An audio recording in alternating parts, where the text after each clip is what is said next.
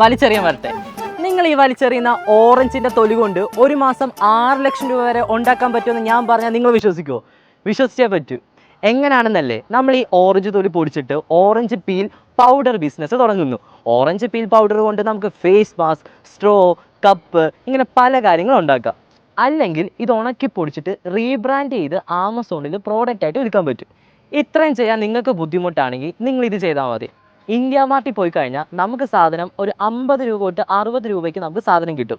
ആ സാധനം റീബ്രാൻഡ് ചെയ്തിട്ട് ആമസോണിൽ വിറ്റാൽ മതി. ആമസോണിൽ 100 ഗ്രാമിന് 224 രൂപയാണ്. അങ്ങനെ നമുക്ക് ഒരു ദിവസം ഒരു 10 കിലോ ഒക്കെ വിൽക്കാൻ പറ്റുക.